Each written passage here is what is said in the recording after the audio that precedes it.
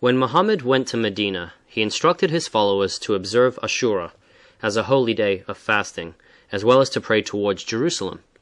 Why did he do that, and what caused him to change his mind later? Ashura fell on Yom Kippur, Day of Atonement of the Jews, which falls on the 9th day of Tishri, the Hebrew 7th month, and is the 10th of Muharram, the first month in the pagan Arabian calendar. All the ahadith pertaining to the first 16 to 18 months of Muhammad's sojourn in Medina agree that he emulated the Jews both in their fasting on that day, as well as directing his followers to pray facing the direction or Qibla of Jerusalem. Sahih al-Bukhari 3.222, narrated by Ibn Abbas. The Prophet came to Medina and saw the Jews fasting on the day of Ashura.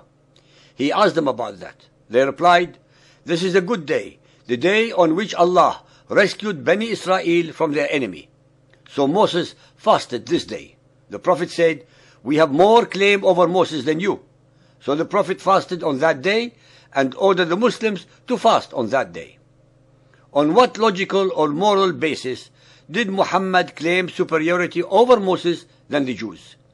Moses, after all, was not from the descendants of Ishmael, but from the line of Isaac. Muhammad's claim was based, like all his other claims, on unfounded and mendacious lines of thought perpetrated upon his ignorant, superstitious, and unlearned followers, who truly believed in their utter innocence his false pretensions that he was the messenger of Allah. The greatest tragedy of all is that even now, hundreds of millions of indoctrinated Muhammadans believe these lies. Sahih al-Bukhari Hadith 3.223, narrated by Abu Musa. The day of Ashura was considered as Eid, as a holiday, by the Jews. So the Prophet ordered, "I recommend you Muslims to fast on this day." Sahih al-Bukhari Hadith 3.224, narrated by Ibn Abbas.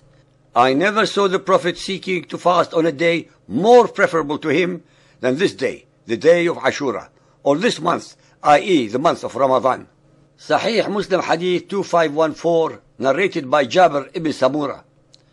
The Messenger of Allah commanded us to observe fast on the day of Ashura and exhorted us to do it and was particular about it. But when fasting in Ramadan was made obligatory, he henceforth neither commanded us nor forbade us, nor was he so particular about it. The Quran does not ordain that Muhammadan Muslims should fast on the 10th of Muharram. This is found only in the ahadith. Neither Allah nor Gabriel had instructed Muhammad to do so. Muhammad, after all, decided to fast on the same holy day of the Jews all by himself, without any prodding from Allah or Gabriel. When he realized that the Jews would not accept his false claims to prophethood, he turned violent against them, both physically and in the verses that he put in his Quran as convenient revelations from Allah. The Muhammadan records prove beyond a shadow of a doubt the following conclusions. 1. That Muhammad copied the traditions of the Jews in their holiest day of fasting, called Yom Kippur, which fell on the 10th of Muharram. 2. That Muhammad's first Qibla was likewise directed to the holiest shrine of the Jews, towards the Temple of Solomon in Jerusalem. 3. That Muhammad considered what was holy to the Jews as holy to his followers also. 4. That as far as Muhammad was concerned, the Temple of Solomon and Jerusalem were at that moment of his mission superior to both the Kaaba and Mecca. 5. Muhammad only changed his mind about following the traditions of the Jews when they refused to accept him as their prophet, especially since he wanted to impose his cult belief system upon them. 6. Those so-called believers who are listening to our series must be made aware that during the whole period of Muhammad's life, he prayed in the Kaaba with the polytheists, while it harbored the 360 pagan rock gods of the Quraysh, his own people. That is, he was, till the last year of his life, praying in a house of idolatry, because the only time the Kaaba was cleared from its rock gods was after its conquest by Muhammad a year before he died. From the point of view of monotheism, he was an idolater. 7. Moreover, we would also like to point out to the so-called believers that Muhammad was opposed primarily by his own people, the Quraysh, and rightly so, since it was he who was attacking, insulting, humiliating, and denigrating their religion and beliefs. It was Muhammad, after all, who initiated the war against his own people and not the other way around.